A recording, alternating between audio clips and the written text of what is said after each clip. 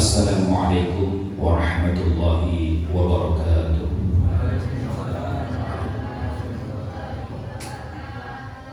Bismillah, alhamdulillah, wa la hawla wa la quwwata illa billah. Ashhadu an la ilaha illallah wahdahu la syarika lah. Wa ashhadu anna sayyidana wa nabiyyana Muhammadan abduhu wa rasuluhu alladzi la nabiyya ba'dah. Qala Allah Ta'ala fi kitabihil karim wa huwa asdaqul qa'ilin. Rabbi ishrah li sadri wa yassir li amri wahlul 'uqdatam min lisani yafqahu qawli. Shadaqallahul 'aliyyul 'azim wa shadaqa rasuluhun nabiyyul habibul karim wa nahnu 'ala dzalika minasy syahidin wasy-syakirin walhamdulillahi rabbil 'alamin. Allahumma salli ala sayyidina Muhammadin al-fatih lima aghlika wal khatim lima sabaqa nasiril haqqi bil haqqi wal hadi ila siratikal mustaqim wa ala alihi haqqa qadrihi wa miqdarihi al-azim, amma ba'du. Para hadirin wal hadirat,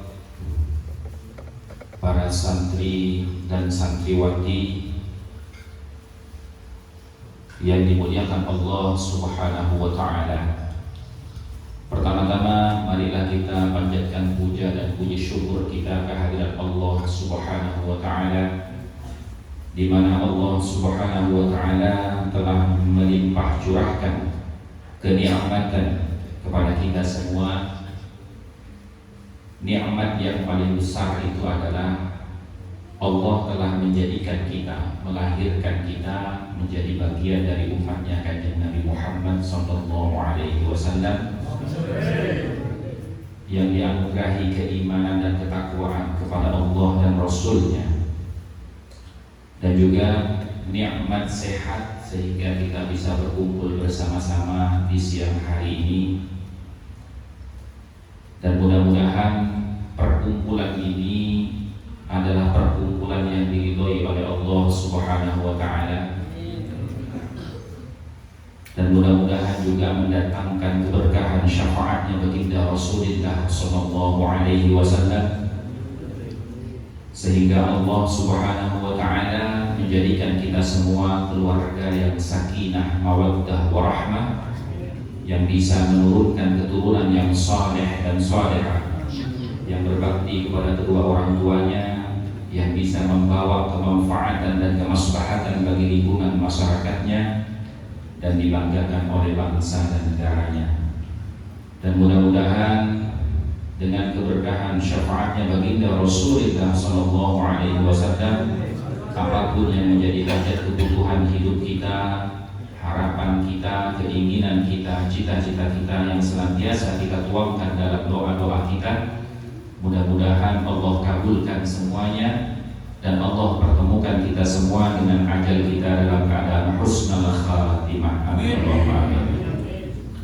Ala hadhihi niyyah wa likulli niyyatin salihah wa ila hadratin nabiyil mustafa Rasulillah sallallahu alaihi wasallam wa abaihi wa ikhwanihi minan nabiyyin wal mursalin wal malaikatil muqarrabin was sahabati wal qarabati salawatullah wa salamuhu alaihim ajma'in.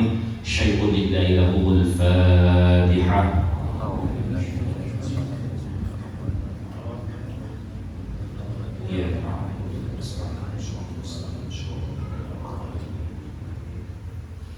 Para hadirin wal hadirat yang dimuliakan Allah Subhanahu wa Ta'ala, kita akan memulai untuk membedah buku 13 poin memahami polemik nasab dan juga pedoman memahami kaidah itsbat nasab. Bagi yang memegang buku dan sudah menerima bukunya, mari kita buka buku 13 poin memahami polemik nasab ini.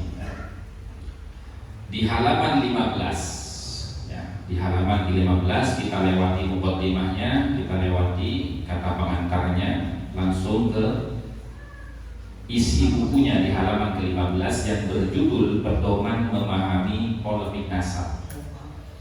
Kenapa kok buku ini saya memberi judul Pedoman Memahami Polemik Nasab pada halaman ke-15? Agar supaya panjenengan semua tidak tergiring opininya tidak terpancing emosionalnya ketika melihat, menyimak atau mengikuti, bahkan ikut berkomentar di dalam perdebatan nasab yang selama 3,5 tahun ini menjadi diskursus publik khususnya di media sosial. Jadi agar supaya panjenengan tidak tergiring opininya bahwasanya ini adalah gerakan pemecah belah umat, tidak. Bukan memecah belah umat. Justru buku ini bertujuan untuk memberitahukan kepada panjenengan ada apa dengan polemik nasab yang terjadi antara nasabnya Wali Songo dan nasabnya Ba'alawi.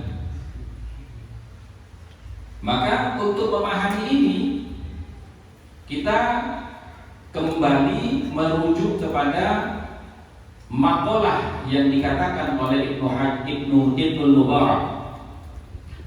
Di situ ditulis kan, qala Ibnu Mubarak, telah berkata Imam Ibnu Mubarak. Mungkin kalau para santri tidak perlu dijelaskan siapa Imam Ibnu Mubarak, karena kita sama-sama tahu Imam Ibnu Mubarak ini adalah seorang ulama panutan kita di bidang ilmu hadis. Bagaimana kata beliau, al-isnadu minad din, laula al-isnad laqala man syaa ma syaa. Sanad atau sumber referensi itu adalah bagian dari kebenaran agama.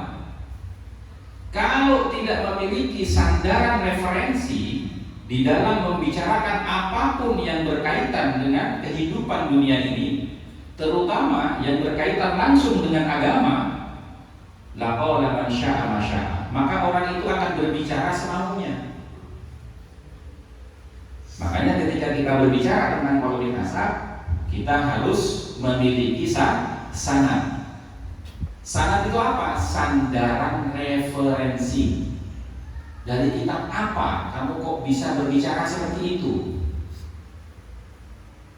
Nah, seperti misalkan di dalam kitab Muqaddimat fi Ilmin Nasab, itu ada maqalah begini, man qallada aw naqala an syai'in fala yahsibu ar-ra'yu aw al-'ilmu lahu bal liman naqala anhu.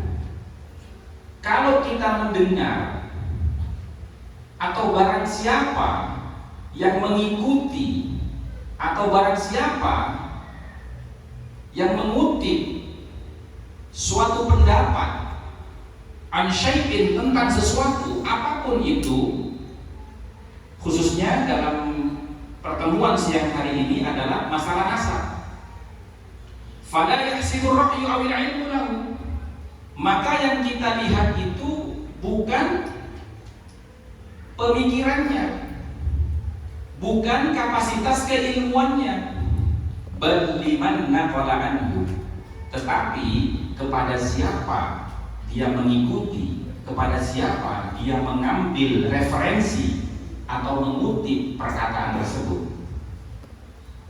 Nah, contoh misalnya, ketika kita tanya, sampean percaya bahwasanya Ba'alawi itu adalah zuriyahnya Nabi, sampean tahu dari siapa? Pasti jawabannya, sejak zaman dulu para kiai-kiai kita meyakini mereka itu zuriyahnya Nabi. Nah, ini berarti bertentangan dengan keilmuan, Pak. Karena apa? Ketika sampean mengatakan kiai-kiai kita zaman dulu itu percaya bahwasanya Ba'alawi itu adalah zuriyahnya Nabi. Lalu bagaimana tanggapan kita? Kalau memang Anda mengatakan kiai-kiai kita dulu itu percaya bahwasanya Ba'alawi itu adalah zuriyahnya Nabi, buktinya tertulis di kitab apa? Sanadnya yang dicari, bukan siapa yang berbicara, ya kan? Man qallada aw naqala an syai'in fala yahsibu ar-ra'yu aw al-'ilmu lahu bal liman naqala anhu. Jadi kalau ada orang itu mengikuti perkataan orang lain, mengutip perkataan orang lain tentang sesuatu, maka yang dinilai itu bukan siapa yang mengatakan, bukan bagaimana kualitas keilmuannya, tapi orang tersebut mengatakan seperti itu mengikuti siapa dan mengutip dari referensi yang mana. Nah, itu baru benar. Jadi kalau sampai lihat nanti ada orang berpendapat, oh Syekhona saja percaya kepada nasabnya Pak Alawi. Buktinya kalau Syekhona itu percaya kepada nasabnya Pak Alawi mana? Ada nggak catatannya Syekhona Khalid yang menyatakan bahwasanya Syekhona Khalid itu mengatakan Pak Alawi adalah zuriyahnya Nabi? Kan nggak ada. Nggak ada. Maka kalau nggak ada, tidak bisa dipertanggungjawabkan secara ilmiah. Bahkan itu berbahaya untuk orang yang menyandarkan ucapannya kepada Syekhana Khalid. Karena apa? Karena Syekhana Khalid itu adalah ulama besar, seorang yang alim allamah, ahli tafsir, ahli gramatika bahasa Arab, ahli fikih. Tapi Syekhana Khalid tidak membidangi ilmu nasab. Loh, sampean kok berani Gus mengatakan Syekhana Khalid nggak membidangi ilmu nasab? Terbukti Bang, Syekhana Khalid tidak punya karya tulis di bidang ilmu nasab, ada. Tapi dalam ilmu tafsir ada, dalam ilmu fikih ada, dalam ilmu gramatika bahasa Arab ada, ilmu nasab tidak ada sebenarnya. Bahkan ilmu hadis pun tidak ada sebenarnya, karena tidak menggeluti ilmu hadis. Tapi muridnya Syekhana Khalid yang kita kenal dengan Hadratus Syekh Ki Haji Hasyim Asy'ari, beliau dikenal sebagai ulama muhadditsin, seorang ulama pakar ilmu hadis. Buktinya sambil lihat kitab-kitab karya beliau, semuanya berisi hadis-hadis Nabi. Seperti contoh misalkan Risalah Ahlussunnah wal Jamaah, Adabul Alim wal Muta'allim, dan lain sebagainya, yang terkumpul di dalam kitab yang bernama Irsyadus Syari. Itu kumpulan karya tulisnya Hadratus Syekh Ki Haji Hasyim Asy'ari. Nah, bahayanya bagaimana Pak? Begini, Syekhana Khalid itu ulama besar. Tidak mungkin seorang ulama itu akan mengatakan bahwasanya saya percaya kepada nasabnya orang ini, bahwasanya orang ini bersambung nasabnya kepada Nabi, tanpa adanya bukti dan dalil. Kenapa? Karena prinsip dasar para ulama, para akademisi itu mengikuti ucapan daripada Ja'far As-Shadiq. Siapa Ja'far As-Shadiq? Cucunya baginda Nabi Muhammad SAW dari jalur Sayyidina Husain. Bagaimana kata beliau? Nahnu abna'ud dalil. Kami ini adalah putra-putri pengikut dalil. Makanya ketika sampai mengatakan kami percaya Pak Alawi itu zuriyahnya Nabi, karena Syekhona Khalid juga percaya, mana dalilnya Syekhona Khalid mengatakan bahwasanya beliau percaya Pak Alawi adalah zuriyahnya Nabi? Kan tidak ada. Kalau tidak ada Pak, jangan membawa-bawa nama Syekhona Khalid. Itu sama saja sampean itu memfitnah Syekhona Khalid. Padahal Syekhona Khalid tidak membidangi ilmu nasab. Begitu juga kepada ulama-ulama yang lain. Berhati-hatilah di situ. Karena apa? Karena Ahlussunnah wal Jamaah itu pedomannya adalah al-isnadu minad-din. Laulal isnad laqala man syaa ma syaa. Sanad itu bagian dari agama. Kalau tidak bersanad, maka orang akan berbicara semaunya. Nah, kalau orang itu berbicara semaunya, ya tidak bisa dimintai pertanggungjawaban. Kalau sudah terpojok, akhirnya apa? Emosi.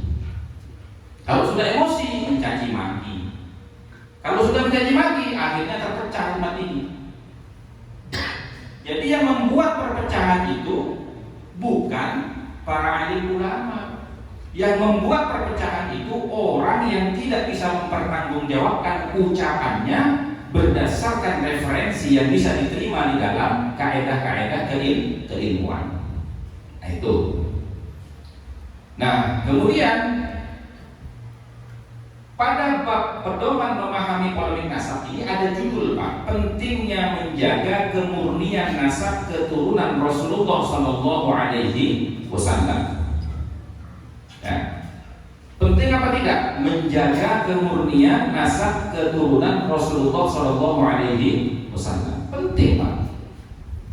Penting, sangat penting sekali. Makanya di halaman 17 itu, di halaman 17 kami menulis di situ fatwa daripada Ibnu Hajar Al-Haytami dalam kitabnya As-Sawadikul Muhriqah. Bunyinya bagaimana? Yang bagi likulli ahadin, seharusnya likulli ahadin, bagi setiap orang dari kalangan umatnya kanjeng Nabi Muhammad sallallahu alaihi wasallam, ayyakuna lahu ghiratun, hendaknya mereka itu memiliki kepedulian fi hadzal nasab syarif, terhadap nasab yang mulia ini. Nasab yang mulia ini siapa? Nasab keluarga keturunan baginda Nabi Muhammad sallallahu alaihi wasallam. Wa dhabtuhu, dan menelitinya, memverifikasinya, memvalidasinya, hatta, tujuannya hatta la yantasiba ilaihi sallallahu alaihi wasallam ahadun illa bihaqqin, sehingga tidak ada satupun orang yang berani mengaku-ngaku sebagai keturunan Nabi Muhammad SAW illa bihaqqin, kecuali dengan membawa kebenaran bukti dan dalil. Nah, ini perlu diingat, Pak. Yang bagi likulli ahadin, hendaknya, sepantasnya, selayaknya bagi setiap orang dari umatnya Nabi Muhammad SAW, wajib kifayah. Wajib kifayah. Loh, kok wajib kifayah, Bos? Iya, karena tidak semua orang memahami ilmu nasab. Bagi orang yang memiliki kemampuan untuk mempelajari ilmu nasab, apalagi bagi orang yang memang faham tentang ilmu nasab, wajib dia itu menjaga kemurnian nasabnya baginda Rasulullah SAW dan melakukan penelitian terhadap setiap orang yang mengaku sebagai zuriyahnya Nabi. Makanya itu dikatakan fardu kifayah. Lain daripada itu alasannya, karena bangsa kita ini, bangsa Indonesia, bangsa Nusantara. Ahlan wa sahlan Kiai Abdul Halim, Syekh Abdul Halim.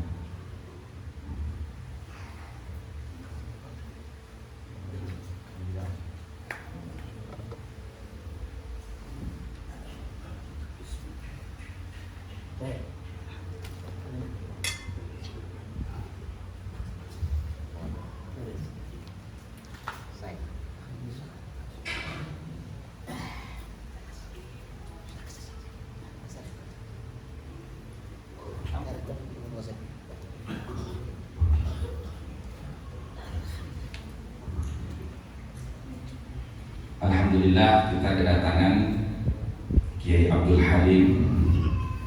Beliau dari Malang juga, dari Simpring. Kita lanjutkan, teman-teman sekalian.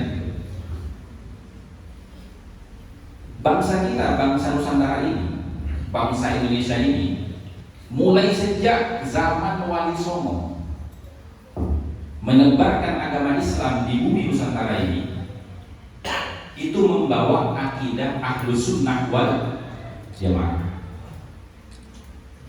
Nah, pedoman daripada Ahlus Sunnah wal Jamaah itu apa? Inna akramakum indallahi atqakum. Sesungguhnya orang yang paling mulia di antara kalian di sisi Allah adalah orang yang paling bertakwa.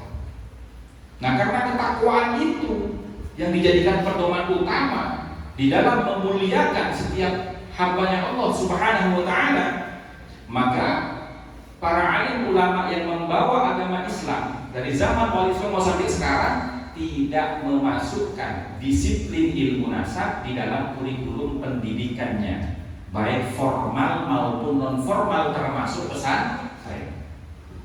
Coba adik-adik semua, ada nggak di sekolah kalian itu baik formalnya atau diniahnya, pelajaran disiplin ilmu nasab ada? Nggak ada kan? Makanya kalau di Indonesia ini ya fardu kifayah, karena tidak semua orang mempelajari itu. Anehnya Pak, dia nggak tahu ilmu nasab, belum pernah belajar ilmu nasab, kok mau bicara nasab?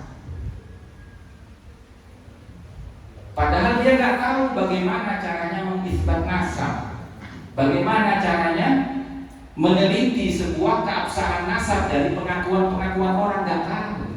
Kok bisa berani mencaci maki orang yang meneliti keabsahan nasab keturunan baginda Rasulullah Shallallahu Alaihi Wasallam?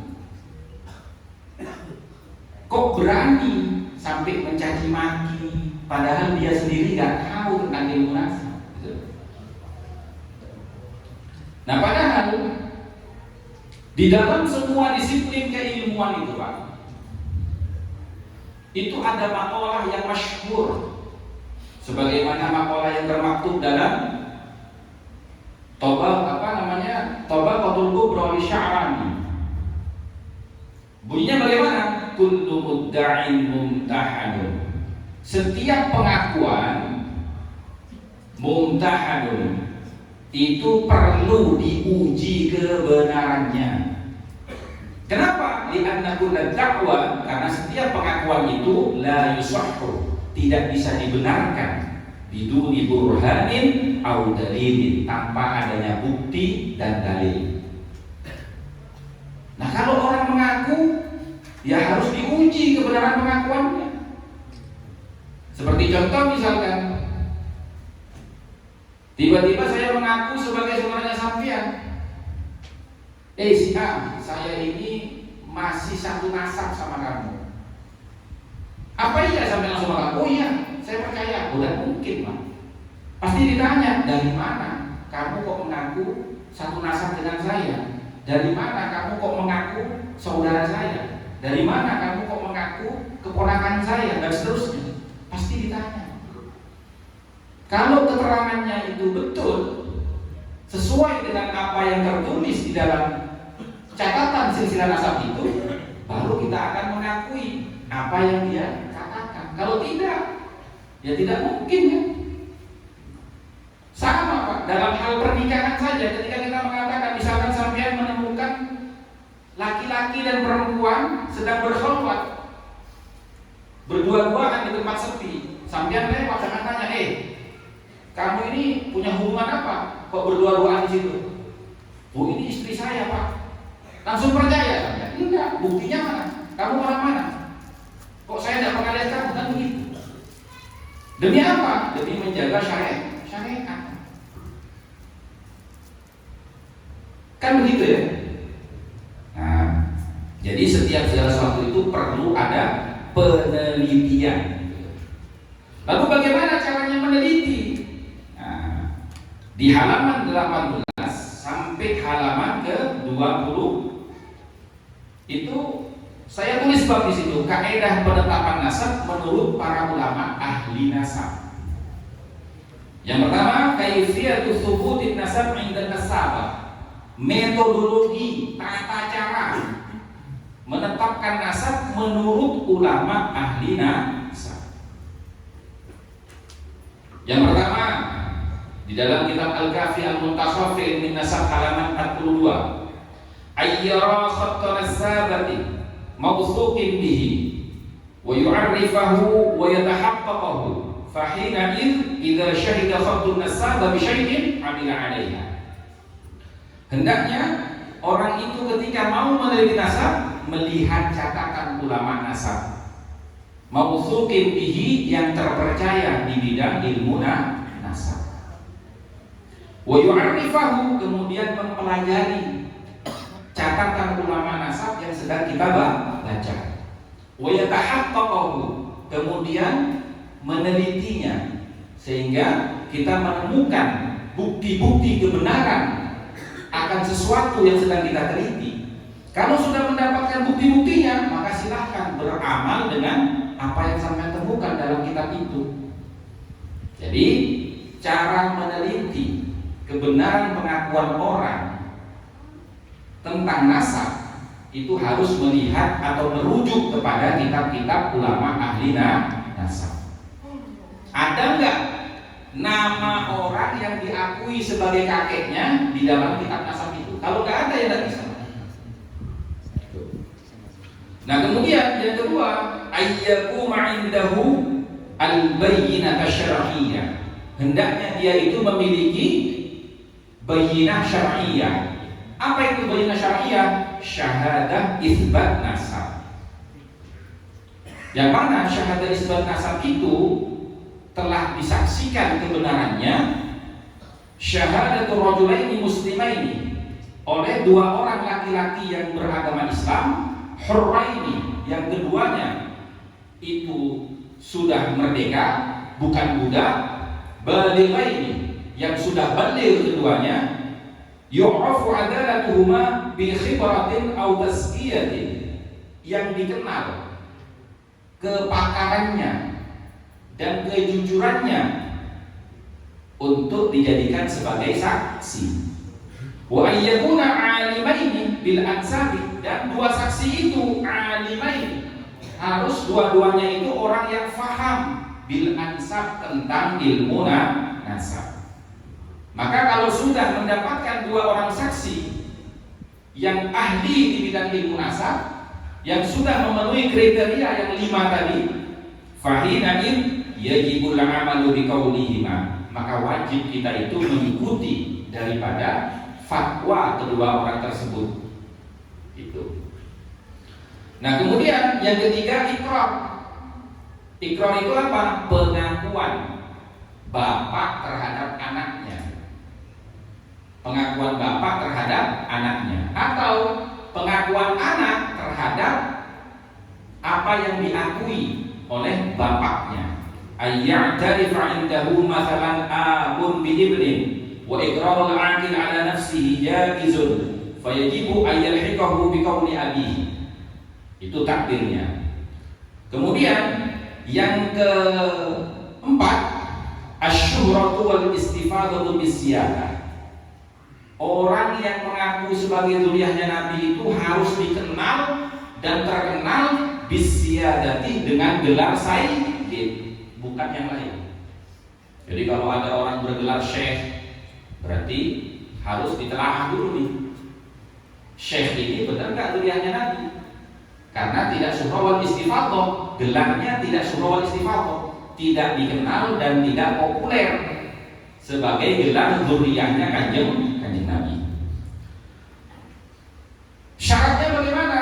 Bi ayyakuna aba'uhu wa ajdaduhu ma'rufina masyhurina bisyadati, dengan adanya bapak-bapaknya, kakek buyutnya itu ma'rufina, dikenal, masyhurina dan terkenal, bisyadati, dengan gelar sayyid. Bihaitsu ya'rifunahum, sekiranya semua orang itu mengenal mereka, bisyadati, dengan gelar sayyid, fi jami'il ajyali, turun-temurun, dari mulai dulu, ya kan, kongkol nasabnya dari mulai zaman Nabi Muhammad sampai sekarang, mata rantai silsilah nasabnya itu semuanya bergelar sayyid. Jadi kalau ada orang yang dulunya tidak bergelar sayyid, lalu kemudian dia mengaku sayyid, itu tidak bisa dipercaya. Harus di cross check dulu berdasarkan kitab-kitab ulama ahli nasab. Ibaratnya begini Pak, saya namanya Maulana Muhammad Al-Hasani, ngaku saya, Pak saya ini aslinya orang Kademangan. Loh iya tak? Iya, saya ini orang Kademangan. Percaya nggak saya? Padahal orang Kademangan itu nggak ada yang tahu saya itu lahir di sini, besar di sini, nggak ada yang tahu. Sampai baru melihat saya 2 kali mungkin, kemarin ketika saya isi acara dan sekarang, ya kan? Berarti saya tidak syuhra wal istifadhah sebagai orang Kademangan. Maka perkataan saya ini tidak bisa langsung sampean percaya, sampean harus cross check dulu. Memang kamu Kademangannya di mana? Siapa bapakmu? kakekmu siapa, saudaramu siapa, kan begitu. Nah, kalau tidak ada nama-nama yang saya sebutkan, nama-nama orang yang memang asli orang Pademangan, berarti saya berbohong, Pak. Karena apa? Karena saya tidak syuhrul istifadah, tidak dikenal dan tidak terkenal sebagai orang Pademangan. Itu contohnya. Nah. Oke, sampai di sini. Ini tentang 13 poin memahami polemik nasab. Sampean baca dulu di situ, nanti ada sesi tanya jawab. Sampean bebas menanyakan apa saja seputar polemik nasab yang saya jelaskan di dalam buku ini nanti. Nah, kemudian kita beranjak kepada pedoman memahami kaidah isbat nasab. Di sini saya jelaskan, Pak, bahwasanya pentingnya mempelajari ilmu nasab. Jadi ada 3 hukumnya mempelajari ilmu nasab. Yang pertama hukumnya wajib ain, fardu ain. Mempelajari nasab itu yang pertama fardu ain. Maksudnya fardu ain ini nasab yang mana? Yaitu mempelajari silsilah nasab yang dekat.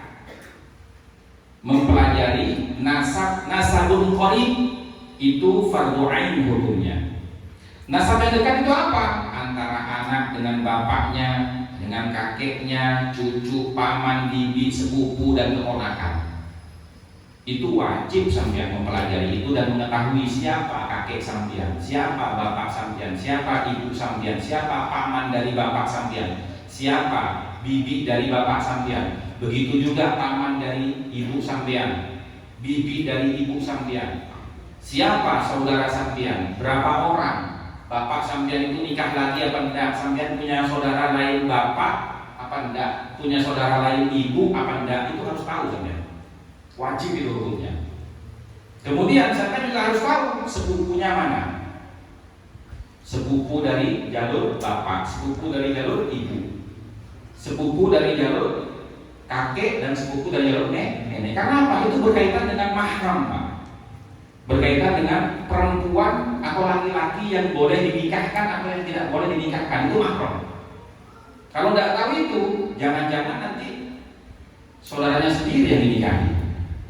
Jangan-jangan nanti walaupun sepupunya yang pada dasar syariatnya itu boleh dinikahi, tapi sepupunya itu pernah nyusu sama ibunya, berarti akhul firrodo, kan haram dinikahi. Makanya wajib mempelajari ilmu nasab yang dekat. Termasuk urusan waris. Kemudian urusan perwalian di dalam pernikahan itu wajib hukumnya fardu ain. Wajib bagi setiap umat Islam tanpa kecuali, mau laki-laki ataupun perempuan, mau tua maupun muda. Kemudian yang kedua, hukumnya itu sunnah. Apa itu mempelajari nasab yang sunnah hukumnya? Mempelajari silsilah nasab yang jauh. Nasabun ba'id, sampian ini leluhurnya siapa? Nah, itu hukumnya sunnah. Sampian ini keturunan bujuk siapa? Sunnah itu hukumnya. Kenapa kok sunnah? Karena ada hadisnya baginda Nabi Muhammad SAW, ta'allamu min ansabikum ma tasilu bihi arhamakum. Pelajarilah min ansabikum, nasab-nasab kalian, ma tasiluna bihi arhamakum, sekiranya nasab itu bisa memperkuat ikatan silaturahmi antar sampeyan. Kenapa? Fa inna silatur rahimi mahabbatun fil ahli. Karena kuatnya hubungan silaturahmi itu bisa menambah kecintaan kita terhadap sesama keluarga. Masratun fil mal, dan juga bisa mendatangkan banyaknya rizki yang barokah. Mansya'atun fil athar, menguatkan kedudukan kita di tengah-tengah masyarakat. Mau cekonai ngedura, mau setretanan di kompak, moso tak bengama, masuk. Jadi kesekocak mansaatun fil athar. Tapi mau setretanan di kata kenal, Nah boleh setereta kata akrab. Lebih-lebih Pak Namoso. Kenapa lebih moso nih? Thank you.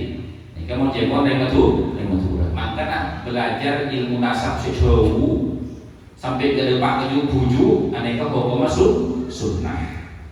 Nah kemudian yang ketiga yaitu fardu kifayah yang kita bicarakan tadi di dalam kitab 13 poin memahami polemik nasab. Kok dikatakan fardu kifayah? Iya, karena berdasarkan fatwa dari Ibnu Hajar Al-Haytami dalam kitabnya As-Sawa'iqul Muhriqah juz 2 halaman 537. Bunyinya bagaimana? Wa yanbaghi likulli ahadin, dan seharusnya, selayaknya, sepantasnya bagi tiap-tiap orang ayyakuna lahu ghiratun, agar supaya memiliki kepedulian fi hadzal nasab syarif, terhadap nasab yang mulia ini, yaitu nasabnya baginda Rasulullah SAW, wa dhabtuhu hatta la yantasiba ilaihi sallallahu ahadun illa bihaqqi, sehingga tidak ada satupun orang yang berani mengaku sebagai zuriyahnya Kanjeng Nabi tanpa membawa kebenaran bukti dan dalil. Jadi mempelajari nasabnya baginda Nabi dan keturunannya itu hukumnya fardu kifayah. Kemudian ya, ini yang terakhir Pak, saya sampaikan yang terakhir ya. Di dalam kitab Rasail fi Ilmil Ansab halaman 110 itu dikatakan wa yathbutun nasabu bil alamatil wadihah. Nasab itu bisa terisbat bil alamatil wadihah, dengan bukti-bukti yang jelas. Bukti-bukti yang jelas itu apa? Bukti-bukti arkeologi, peninggalan sejarah. Wabil bayyinah tsabitat, dan juga dengan keterangan-keterangan yang sabit, keterangan-keterangan yang valid, yaitu apa? Catatan silsilah nasabnya tidak bertentangan dengan apa yang ada di dalam catatan ulama-ulama ahli nasab. Wala yathbutu bisyubhat, dan tidak bisa nasab itu ditetapkan berdasarkan syubhat. Barangkali kemungkinan tempola cereng ngirim, tak bisa. Harus ada bukti arkeologi, harus ada catatan silsilah yang tidak bertentangan dengan pongkol induk nasabnya. Nah, kira-kira demikian yang bisa saya ulas sedikit tentang isi dari dua buku ini.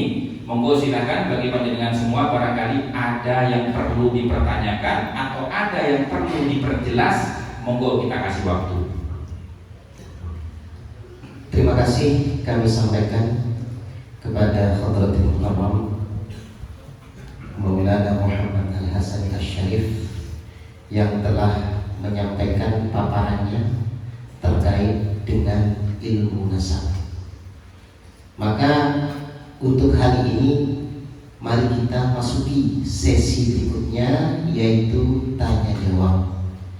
Barangkali dari hadirin dan hadirat yang hadir di tempat ini ada sesuatu yang iskal atau yang sekiranya kurang dipahami tentang poin-poin yang telah disampaikan oleh beliau, maka saya berikan waktu dan ruang untuk mempertanyakan poin-poin yang telah disampaikan oleh beliau tadi. Maka kepada panitia mohon dipersiapkan mereka itu persiap lagi ngereng mulai dari bundeje pulau kosak dulu kosak kena selentok ngereng barangkali dari adik-adik santri ataupun para hadirin yang masih belum puas tentang hal-hal yang bersangkutan kalaban nasab ngereng atau hakim.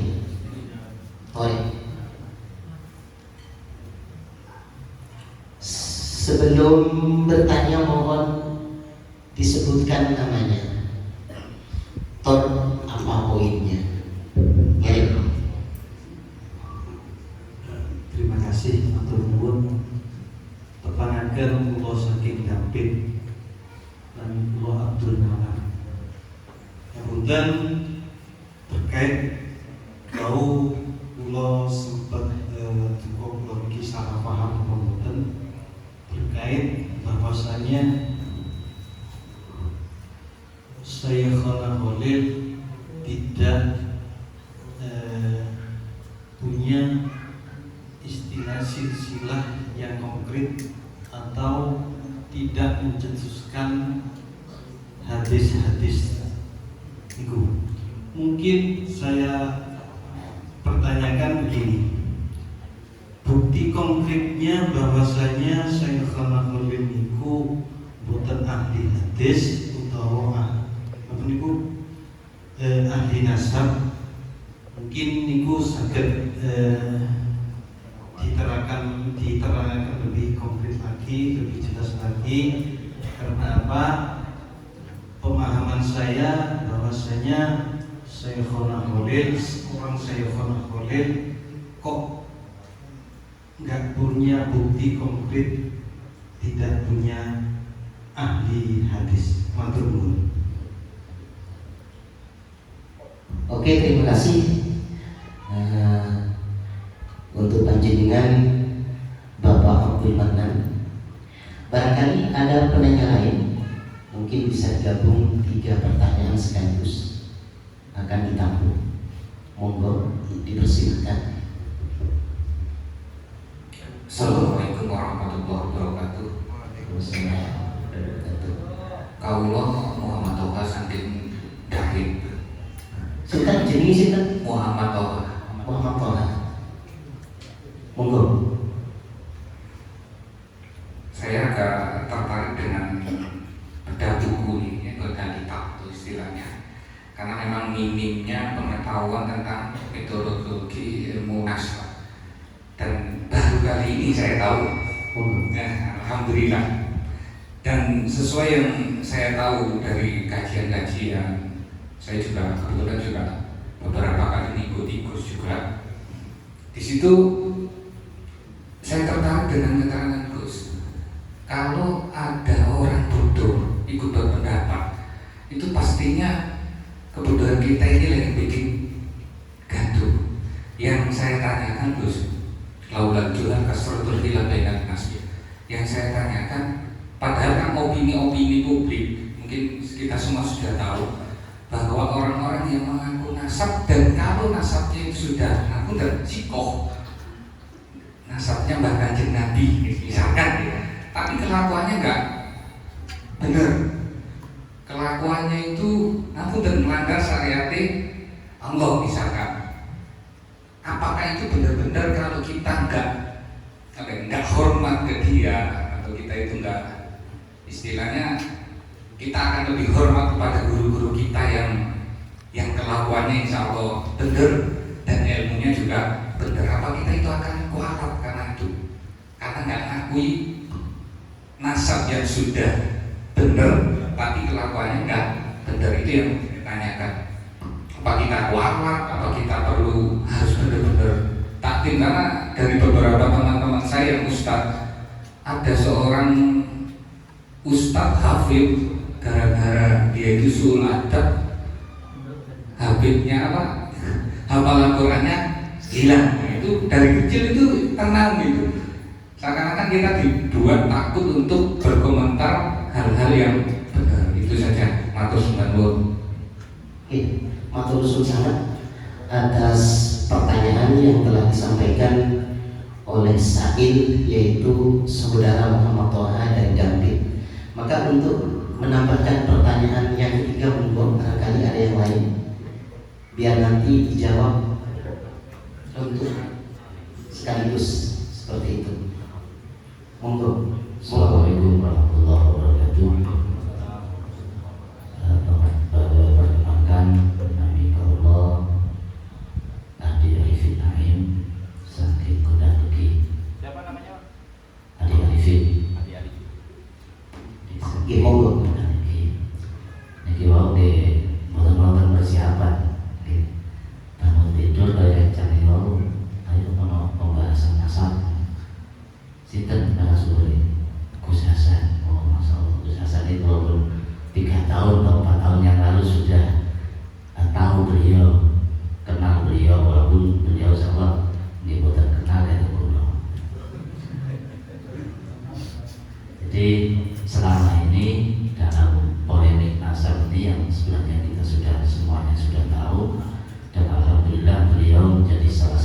itu seorang kiai muda yang sangat concern meneliti, dan kalau mengikuti beliau juga selalu mengikuti sampai detik ini di komal-komal beliau.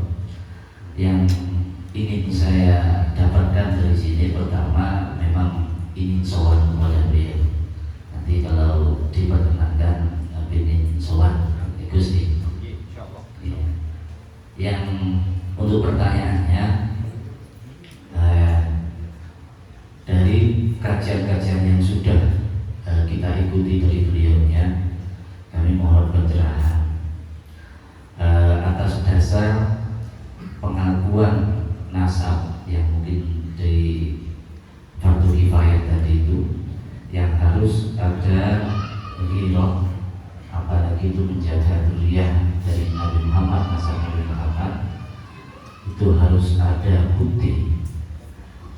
Apakah seumpamanya ulama ahli nasab mutaakhirin yang mulai mungkin yang dibahas mulai abad 9 sampai ke abad 15 ini mungkin mengakui salah satu dzurriyyah dari Nabi Muhammad SAW, andaikan di situ diteliti mulai dari abad 9 ke bawah itu tidak ada catatan kitab, atau mungkin lebih spesifiknya kitab sezaman, apakah kita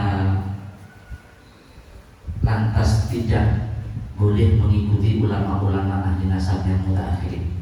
Atau lebih pasnya bagaimana kita menyikapi ulama-ulama ahli nasab yang menisbat atau yang mengisbat nasab yang dari abad 8 ke 5 ini tidak tercatat dalam kitab sezaman? Mungkin itu yang perlu kami dapatkan dari beliau. Sekian, terima kasih. Assalamualaikum warahmatullahi wabarakatuh. Waalaikumsalam warahmatullahi wabarakatuh. Baik, terima kasih. Telah terakumulasi ada 3 penanya. Yang pertama yaitu dari saudara Bapak Abdul Manan David yang menanyakan tentang bahwa Syekhona Khalil, bagaimana Gus Hasan tadi menyampaikan bahwa Syekhona Khalil itu di dalam masalah ilmu nasab ataupun ilmu hadis tidak konkret, maka mohon penjelasannya. Adapun yang kedua dari saudara Muhammad Tolha David juga, bagaimana ketika ada seseorang mengaku mempunyai nasab atau kertas sambungan nasab terhadap baginda Nabi Muhammad, akan tetapi kontras dengan karakter, perilaku, ucapan dan sebagainya.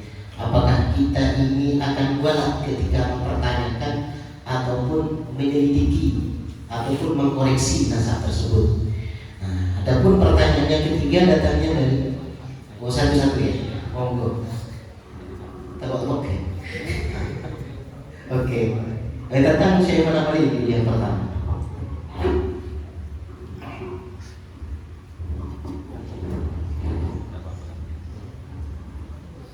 Baik, tentang bukti bahwasanya Syekhona Khalil itu bukanlah seorang yang fokus di bidang ilmu nasab.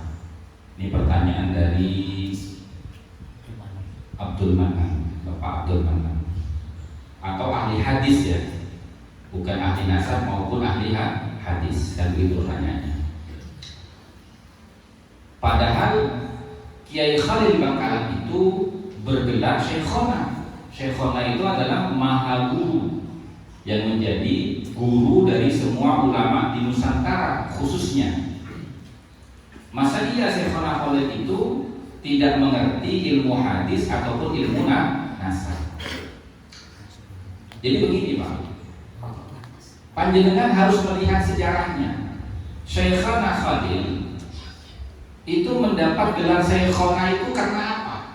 Apakah karena ilmu hadis atau karena dia itu nasabah? Kalau nasabah tidak ada gelar Syekhona, tidak ada. Ahli hadis pun itu gelarnya bukan Syekhona.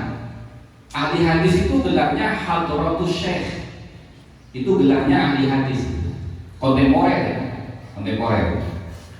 Nah, Syekhona Khalil itu mendapat gelar Syekhona itu karena beliau ini menjadi maha guru dari para kiai-kiai khususnya di Nusantara ini di bidang ilmu keislaman yang menonjol itu ilmu fikih dan ilmu gramatika bahasa Arab. Itu sejarahnya Pak, dalam manaqibnya seperti itu. Kemudian yang kedua, ada kisah kepakaran Syekhana Khalil di bidang ilmu fikih. Ketika itu beliau sedang ada di Mekah. Nah, di Mekah itu Pak, para alim ulama di sana itu kebingungan menghukumi belut dengan ular. Apakah belut ini sama dengan ular, hukumnya haram dimakan atau tidak? Itu kebingungan Pak. Karena di Mekah itu tidak ada hewan yang bernama belut. Ada tabel Pak di Mekah ini kan. Ada sapi, ada sungai dekat. Jadi nggak ada belut, yang ada itu ular, itu pun ular gede Pak. Nah sehingga Syekhana Khalil itu naik ke atas panggung. Dengan karomahnya beliau itu mengambil belut dari saku sebelah kanan. Ini yang namanya belut. Kemudian tangan kirinya itu masuk ke saku sebelah kiri. Ini yang namanya ular. Coba kalian perhatikan. Kalau ular buntutnya itu lancip. Kalau belut buntutnya ada sirip ikan yang menandakan bahwasanya belut itu spesies yang berbeda dengan ular. Bukan hewan melata seperti ular, tapi belut ini adalah bangsa ikan yang hidupnya di air, tidak bisa hidup di darat. Nah, dari cerita itu beliau mendapat gelar Syekhana. Itu dari sisi cerita. Kalau dari sisi sejarah manaqibnya, beliau mendapat gelar Syekhana itu karena kepakarannya di bidang ilmu fikih dan ilmu gramatika bahasa Arab. Buktinya Syekhana Khalil punya karya tulis di bidang ilmu fikih namanya Matnus Syarif. Ya tak? Bukti Syekhana Khalil itu bukan ulama nasabah, tidak ada Pak sejarah yang mengatakan bahwasanya Syekhana Khalil itu nasabah, tidak ada. Nasabah itu kan gelar ulama ahli nasab. Lain daripada itu, Syekhana Khalil tidak punya karya tulis di bidang ilmu nasab, tidak ada Pak. Tidak ada itu. Makanya beliau tidak dikenal sebagai ulama ahli nasab. Kalau memang Syekhana Khalil pernah mengajarkan ilmu nasab, siapa muridnya di bidang ilmu nasab? Kan tidak ada. Tidak ada Pak. Semua kiai itu tidak ada yang belajar ilmu nasab kepada Syekhana Khalil. Itu cukup membuktikan secara literasi ilmiah dan sejarah bahwasanya Syekhana Khalil bukan seorang ulama yang fokus di bidang kajian ilmu nasab, tapi beliau itu adalah ulama yang fokus di bidang kajian ilmu gramatika bahasa Arab dan ilmu fikih. Kan gitu Pak. Saya rasa cukup ya jawabannya ya, bisa dibantu ya.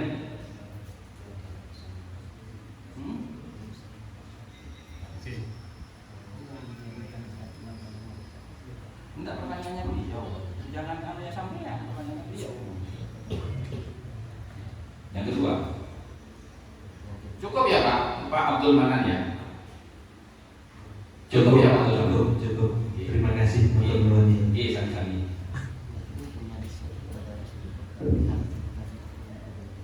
Oh ini ya, Mas Toha ya. Mas Toha Dampir. Mengaku sebagai zuriyahnya Nabi, tapi karakteristik watak perilakunya tidak mencerminkan sebagai zuriyahnya Nabi atau sering melanggar syariatnya baginda Nabi, begitu ya Pak ya? Kira-kira ya. Kemudian kalau ada orang yang dikenal sebagai zuriyahnya Nabi, lalu dia itu watak karakter sifatnya suka melanggar syariatnya baginda Nabi, kemudian ada orang yang tidak menghormati dia karena perilakunya, apakah orang itu kualat? Kan gitu ya. Yang pertama Pak, masalah perbuatan maksiat itu berlaku kepada siapapun, tidak pandang bulu, baik itu zuriyahnya Nabi ataupun umatnya Nabi, tetap punya potensi berbuat salah dan kelumputan di dalam kehidupan sehari-harinya. Banyak Pak, zuriyahnya Nabi itu yang berbuat salah. Kenapa? Karena mereka tidak memiliki sifat maksud. Sifat maksud itu hanya dimiliki oleh para nabi dan rasul. Ada nggak dalilnya? Zuriyahnya Nabi itu tidak berbuat maksiat? Gak ada Pak. Sampai cari di mana gak ada. Baik dari kitabnya Ahlus Sunnah wal Jamaah sampai kemana pun gak ada. Kecuali Syiah. Kalau Syiah ada, zuriyahnya Nabi itu mewarisi. Zuriyahnya Nabi itu mewarisi sifat maksum. Itu di Syiah itu. Tapi Ahlus Sunnah wal Jamaah tidak seperti itu. Kenapa? Karena jelas ada hadisnya baginda Nabi Muhammad SAW. Fatimah itu putrinya Nabi Muhammad SAW. Sayyidatuna Fatimah az-Zahra itu putrinya Nabi Muhammad SAW yang bergelar Qurratu Aini, anak kesayangannya Nabi, anak yang paling dicintai sama Nabi. Tapi Nabi berkata, "Lau kanat Fatimah sarqat la'aqta'anna aydiha." Kalau seandainya Fatimah itu pun mencuri, saya pasti akan potong kedua tangannya. Nah, berdasarkan hadis itu, maka ulama itu Ahlus Sunnah wal Jamaah berpedoman bahwasanya zuriyahnya Nabi itu manusia biasa, tidak punya sifat maksud. Tapi itu kan kemungkinan. Loh, kemungkinan ini yang mengatakan itu Nabi, sabdanya Nabi, Pak. Jangan disamakan kemungkinan yang diandaikan oleh Nabi dengan perkataan kita, nggak sama, Pak. Nggak sama. Itu artinya seandainya nanti ada keturunan saya di akhir zaman yang berbuat seperti itu, tetap akan dihukum. Makanya ada hadis yang sahih tentang fitnatul sarra. Fitnatul sarra. Bagaimana bunyinya? Dukhanuha takhruju min tahti qadamai rajulin min ahli baiti. Sebab musabab fitnah sarra. Fitnah sarra ini apa? Fitnah kemegahan dunia. Orang itu berlomba-lomba untuk mendapatkan kemewahan dunia. Itu namanya fitnah sarra. Dukhanuha takhruju min tahti qadamai rajulin min ahli baiti. Sebab musababnya itu takhruju min tahti qadamai rajulin, karena perbuatan salah seorang laki-laki min ahli baiti, dari keturunanku, dari keturunan ahlul baitku. Yaz'umu annahu minni, dia mengklaim bahwasanya dirinya bagian dari aku. Falaysa minni, saya tidak mengakui dia bagian dari keluargaku. Innama awliya'iyal muttaqun, karena keturunanku itu adalah orang-orang yang bertakwa. Nah, di sini kita bisa mempelajari bahwasanya hubungan biologis itu tidak kuat, Pak, kalau tidak diikat dengan hubungan teologis. Buktinya banyak, Pak. Contoh Kan'an, putranya Nabi Nuh. Secara biologis itu putranya Nabi Nuh. Walaupun ada ulama yang mengatakan itu anak istri bawaan Nabi Nuh, tapi ada ulama yang berpendapat itu adalah darah daging Nabi Nuh. Tapi karena tidak beriman kepada Nabi Nuh, tidak punya hubungan teologis dengan Nabi Nuh, maka hubungan biologisnya itu dipatahkan oleh Allah Subhanahu wa ta'ala. Innahu amalun ghairu shalih. Dia bukan anak kamu karena dia tidak punya amal soleh, yaitu beriman kepada Allah dan Rasulnya. Ayatnya sendiri Nabi Nuh alaihissalam. Kan begitu, Pak. Nah, kemudian tentang masalah kualat. Nah, kualat ini perlu sampean pahami, Pak. Kualat kita bisa kualat kepada orang tua itu karena apa, Pak? Coba, sampean tahu nggak? Kita bisa kualat sama orang tua itu karena apa, ya, Pak? Kalau seumpamanya orang tua kita menyuruh kita untuk tidak sholat, lajong jadi aku ayo nolongin bapak ke sabar. Kira-kira kalau sampai menolak, ya Pak, engkau tiap hari dengan duduk, bagaimana bagian kok Pak nolong bapak ke sabar? Kira-kira bisa sholat nggak seperti itu? Enggak. Kenapa? Karena ada makalah begini, Pak, la ta'ata li makhluqin bi ma'siyatil khaliq. Tidak ada ketaatan kepada makhluk untuk bermaksiat kepada Allah. Tapi ketika sampean, ya kan, menghardik orang tua sampean, kemudian sampean itu mengatakan pada orang tua sampean, itu bisa kualat. Kenapa? Karena ada perintah dalam Al-Quran, wala tanharhuma wala tanharuma wala taqullahuma uffin. Jangan kamu menghardik orang tuamu dan jangan kamu mengatakan kepada orang tuamu. Jadi kualatnya kita ini kenapa? Karena kita melanggar perintahnya Allah untuk menghormati orang tua. Itu kualatnya kita. Nah, kalau ada orang berbuat kemaksiatan, di mana kemaksiatan itu menjadi kewajiban kita untuk beramal ma'ruf nahi munkar kepada siapapun itu, ya kan? Idza ra'a minkumul munkar falyughayyir bi yadihi. Ya kan? Apabila di antara kalian itu melihat suatu kemungkaran, maka rubahlah biyadihi dengan tangan kamu. Tangan ini maksudnya apa? Tangannya sebagai kekuasaan, Pak. Kalau sampean punya otoritas kekuasaan di pemerintahan yang bisa merubah kemaksiatan yang terjadi di lingkungan sampean itu, maka rubahlah dengan kekuasaan sampean. Fa in lam yastati, kalau sampean tidak punya otoritas, tidak punya jabatan di pemerintahan, tapi sampean itu tergolong orang yang berilmu, dipandang oleh masyarakat, ditokohkan, dijadikan panutan oleh masyarakat, fabilisani, maka nasihati dia. Karena nasihat sampean pasti diterima, karena sampean tokoh masyarakat, sampean jadi panutan. Fa in lam yastati, kalau sampean tidak punya otoritas di bidang pemerintahan, tidak punya jabatan, sampean juga tidak punya ilmu, bukan tokoh masyarakat, tidak menjadi panutan umat, fabiqalbi, maka ingkari dengan hati. Wadzalika adhaful iman. Nah, orang yang tidak punya kedudukan di pemerintahan sehingga dia punya kuasa untuk merubah kemaksiatan di lingkungannya, atau orang yang tidak punya kapasitas keilmuan, tidak ditokohkan oleh masyarakat, tidak dijadikan panutan oleh masyarakat, wadzalika adhaful iman, itulah selemah-lemahnya kedudukan orang yang beriman. Tak bisa apa-apa, nggak bisa ngapa-ngapain karena nggak punya kekuasaan, nggak punya ilmu. Wadzalika adhaful iman, maka itulah kedudukan orang selemah-lemahnya orang yang beriman. Makanya sampean harus punya kedudukan, sampean harus punya ilmu untuk bisa mengubah kemaksiatan yang terjadi di lingkungan sampean. Karena apa? Karena amar ma'ruf nahi munkar itu tidak semua orang wajib, Pak. Karena berdasarkan firman Allah, ud'u ila sabili rabbika bil hikmati wal mau'izatil hasanati wajadilhum billati hiya ahsan.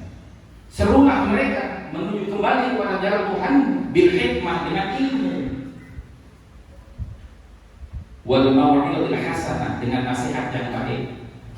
Bagaimana orang bisa memberikan nasihat yang baik kalau nggak tahu ilmunya?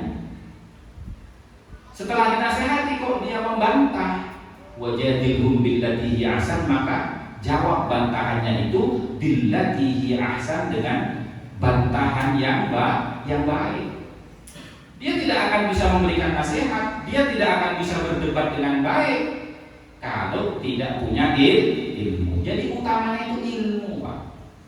Makanya Allah berfirman dalam Al-Quran, yarfa'illahu alladhina amanu minkum walladhina utul ilma darajat. Allah itu mengangkat setinggi-tingginya terhadap hambanya yang beriman dan berilmu. Gak ada nasab di situ.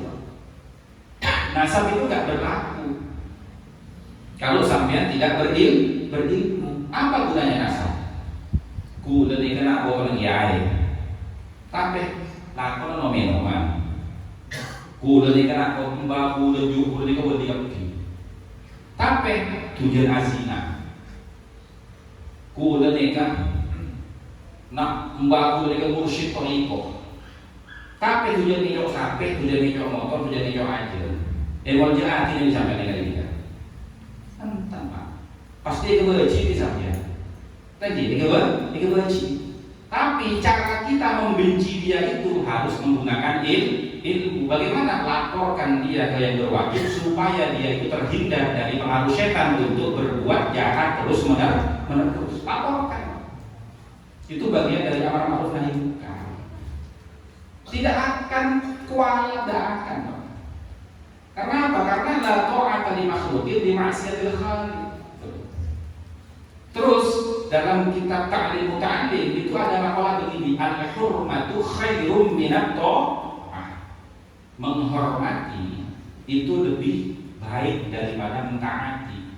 Maksudnya bagaimana? Kita boleh berbeda pendapat dengan siapapun.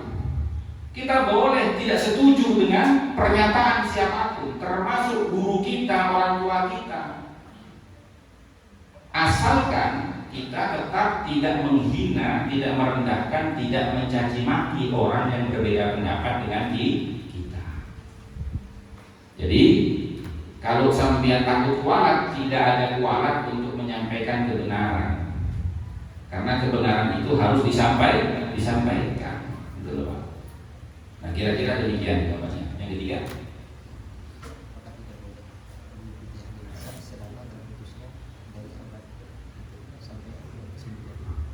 apa tidak boleh mengikuti ahli nasab apabila terputus selama 550 tahun gitu ya? Ahli nasab yang mutaakhir dan di situ menisbat nasab salah satu kuliah Nabi. Ya. Kita mengikuti ahli nasab yang itu. Baik. Begini, ya, begini Mas Adi Arifin ya. Sampian bisa baca di dalam kitab Rosail fi Ilmin Nasab. Kalau nggak salah itu halaman 103 sampai 104 kalau nggak salah. Di situ itu ada yang disebut kalam isbat. Kalam isbat itu seperti apa? Kalam isbat itu ada 5 syaratnya. Jadi siapapun dia, termasuk ahli nasab sendiri, kalau pernyataannya itu tidak memenuhi 5 syarat ini, maka tidak bisa dipercaya. Begini, fa inna syajaratan nasabi, maka sesungguhnya catatan nasab allati 'alaiha taqriratun nasabin, yang atasnya terdapat keterangan-keterangan dari para ulama ahli nasab. Nih, syarat 1. Catatan nasab itu harus datangnya dari ulama ahli nasab. Syaratnya ahli nasab az-ziqati, yang terpercaya. Bagaimana dia bisa terpercaya? Dia harus ada di bawah naungan nakobah. Nakobah mana? Dia tergabung di dalam nakobah mana? Kemudian al-asbati, yang kedua, yang ketiga, yang pertama nasabah, yang kedua athiqah, yang ketiga al-asbati. Keterangan yang diberikan oleh ahli nasab itu harus asbat. Asbat itu apa? Tervalidasi dengan catatan kitab-kitab nasab yang terdahulu. Kalau bertentangan, maka akan nabrak kaidah dalam kitab Muqaddimat fi Ilmin Nasab. Idza ikhtalafa nasabani bil wasaid ukhidha bil aqdamis sahih. Kalau ada 2 catatan ulama nasab yang bertentangan, maka yang lebih tua yang dijadikan sumber referensi utama di dalam menentukan kebenaran dan tidaknya. Nah, kemudian yang keempat, al-mu'arrikhati. Ahli nasabnya itu harus memahami betul sejarah dari mata rantai silsilah nasab yang tertulis di situ itu. Nah, kemudian yang kelima, al-madbutati, sudah melewati penelitian yang mendalam. Dia berani mengatakan itu, dia sudah meneliti melalui catatan ulama nasab mana saja, dari abad keberapa saja, apakah valid atau tidak. Nah, kalau semuanya terpenuhi 5 itu, yang pertama an-nasabah, yang kedua as-siqah, al-asbat, al-mu'arrikhah, al-madbutah, baru tu'addu wasiqatan mu'tabaratan, baru itu disebut kalam isbat. Kemudian wala ibrata, dan tidak ada artinya, tidak ada nilainya bitakrirati man laisa min ahli dirayati bin nasab. Keterangan-keterangan yang datangnya bukan dari ulama yang fokus di bidang kajian ilmu nasab. Artinya, keterangan siapapun kalau bertentangan dengan kitab yang terdahulu, maka tidak bisa dibenarkan itu. Saya ambil contoh di dalam kitab buku 13 poin memahami pola nasab ini, saya catat. Sampai bisa lihat itu di halaman ini. Sebentar. di halaman 32. Sampean buka di halaman 32 situ. Di halaman 32 buku yang putih ini sampean buka di situ. Nah, di situ ya, sebagai contoh kasus pentingnya verifikasi kitab sezaman, sebagaimana yang ditulis Syekh Ibrahim bin Mansur dalam kitab Al-Ifadhah tentang batalnya nasab kaum Qawariyah. Ya, ammal adillatu ala anna da'wal mutaakhirina min at-Tabariyyin lin nasab al-Husaini al-Alawi hadithatun la asla laha. Jadi adapun dalil-dalil, bukti-bukti atas pengakuan kaum mutaakhirin dari kalangan bangsa Qawariyah terhadap ketersambungan nasab baginda Sayyidina Husain, keturunan Sayyidina Ali al-Alawi, hadithatun, itu adalah pengakuan yang baru, la asbalaha, yang tidak ada sumber usulnya. Artinya tidak sesuai dengan usulnya. Anna kutub tawarikh al-mutaqaddimati, sesungguhnya kitab-kitab sejarah yang terdahulu, lam tarfa' nasab at-Tabariyyin ila nasab al-Husaini al-Alawi, tidak pernah mengangkat nasabnya kaum Tabariyyin sampai kepada nasabnya Sayyidina Husain al-Alawi. Jelas ya? Jadi ulama nasab itu akan membatalkan pengakuan nasab yang baru yang tidak ada sumber referensi di atasnya sebelum-sebelumnya. Itu akan dibatalkan oleh ulama nasab. Jadi kalau seumpamanya ada ulama zaman sekarang, sekalipun dia itu ulama nasab, kalau keterangannya bertentangan dengan kitab-kitab sebelumnya, maka tidak bisa dipakai, Pak. Kembali kepada kaidah umum tadi. Al-isnadu indi minad din, sanad itu baik itu bagian dari agama. Lau al-isnad baqala man syaa, kalau tidak bersanad orang nanti akan berbicara semaunya. Begitu kira-kira. Bisa dipahami ya, Pak?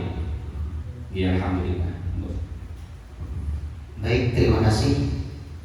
Alhamdulillah. Ada 3 penanya yang kemudian dijawab oleh narasumber kita, yang mudah-mudahan dapat difahami dan dimengerti oleh para sa'il yang sudah disebut tadi. Maka saya sampaikan jazakumullahu khairal jazaa.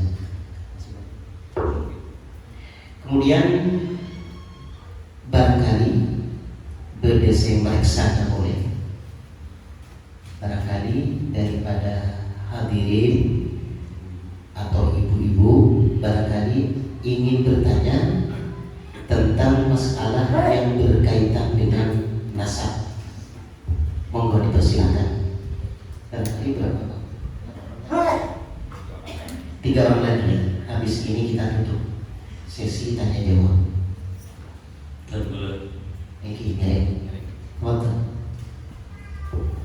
Assalamualaikum warahmatullahi wabarakatuh. Waalaikumsalam. Nama saya Adedito dari Dampit. Sedang berawal jatim sebagai para pengajar dan para santri, para undangan.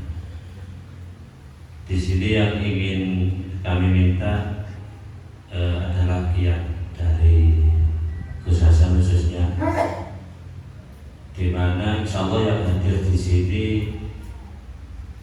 ingin dapat oleh-oleh yang bisa disampaikan pada jamaahnya walaupun tingkat RT, yang mana untuk kita perjelas saja bahwa klan Habib Alawi ini yang selama ini 3 tahun ini yang ramai diperdebatkan bahwa nasabnya itu adalah terputus pada Rasulullah.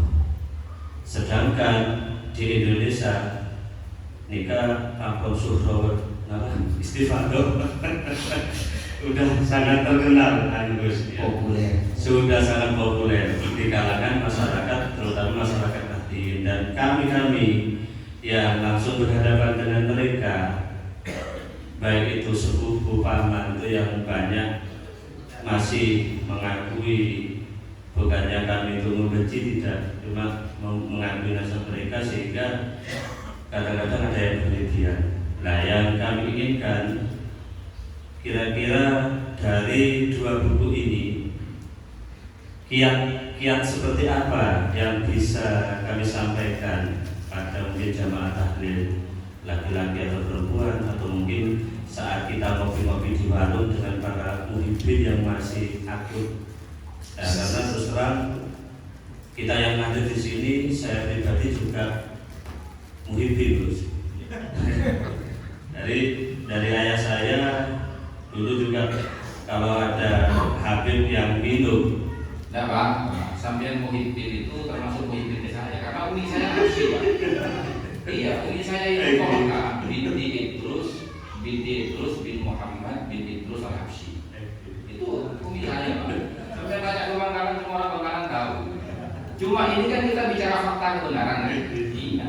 Jadi sampai saya masih ingat, saya rojo mau melakukan ujian, mau kita atau insya Allah lampu. Sampai penanaman seperti itu yang tertanam di otak kami dan masyarakat. Oleh karena itu kami minta oleh-oleh yang sederhana bisa diterima oleh masyarakat, oleh jamaah, sehingga mereka bisa sadar dan menyadari bahwa apa yang menjadi keyakinan selama ini itu adalah kurang benar ataupun tidak benar. Terima kasih. Assalamualaikum warahmatullahi wabarakatuh. Waalaikumsalam warahmatullahi wabarakatuh. Demikian pertanyaan dari Ustadz Ali Ridho, kami sampaikan terima kasih. Untuk selanjutnya barangkali ada lagi yang mau bertanya, monggo dipersilakan. Ya, coba mic-nya diambil. Ada kasak kusuk di belakang. Tadi itu kan sebelah kiri terus, sebelah kanan tidak ada pertanyaan. Ya, sebelah kanan monggo. Anu Pak, mana mereng kiri tadi. Perbedaan antara khurafat dan karomah. Oh, siap. Dari siapa?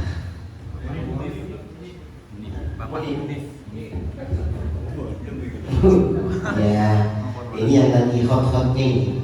Perbedaan antara khurafat dan karomah. Siap. Untuk selanjutnya, silakan.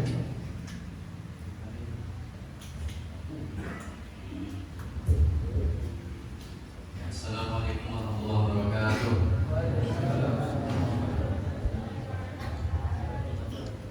Niki saking kula Muhammad Solehuddin, namun badhe tanglet saking Sumber Gempol Pagelaran.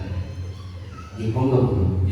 Mau tanya nih Bu, korelasi antara tiga kitabnya Imam Ibnu Hajar Al-Haytami yang sampun, salah satunya yang sampun dipun aturaken wau.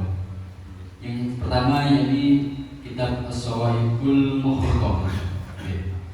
Lafadznya kan al-khamis. Yang bagi likul ahadin ayyakun lahu wiratan ala hadan nasab syarifi wa tabduhu hatta la yantasiba ilaihi sallallahu alaihi wasallam lafadzun illa bihaqqin. Kan ngoten. Terus dalam kitab lain Imam Ibnu Hajar Al-Haytami dalam kitab Al-Fatawa Al-Hadisiyah niki wa amma man yushakka fi syarafihi fa in sabata nasabuhu biwajhin syar'iyyin wajaba ala kulli ahadin ta'dibuhu bima fihi minasyarafi wal inkaru ala ma fihi minal khilafil lati tunkaru syar'an. Tapi dalam kitab lain Imam Ibnu Hajar Al-Haytami dalam kitab Al-Mu'jam ini menyebutkan nasab Batawi ini. Ini lafadznya wal nahdin tariqatan jariyatan aliyatal miqdarati labistuha min abil Quddi Abdullah bin Abi Bakr al-Aidusi wa wa min abihi Muhammadin min abihi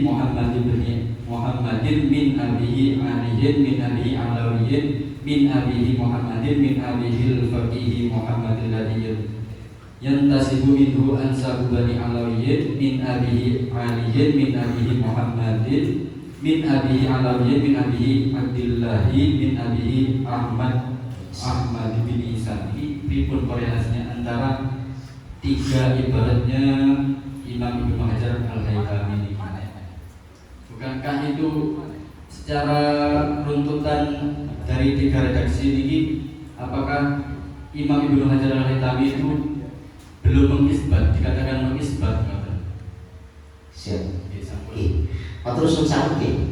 Boten jenengan sedaya. Nah, yang pertama datangnya dari Ustaz Arido. Tolong berikan kiat-kiat tentang masalah nasab Klan Balawi ini. Bagaimana cara untuk mengantar ketika kita kumpul-kumpul atau ngumpul-ngumpul bersama teman-teman. Ya, monggo. Jadi begini, tadi kan membahas masalah syuhra wal istifadhah. Nasabnya Pak Alawi itu di Indonesia sudah syuhra wal istifadhah. Baik. Begini Pak. Jadi saya kembali kepada kaidah ya. Kaidah dalam kitab Muqaddimat fi ilmi nasab. Likulli ilmin masadiruhu wa maraji'uhu. Tiap-tiap ilmu itu punya sumber rujukan tersendiri.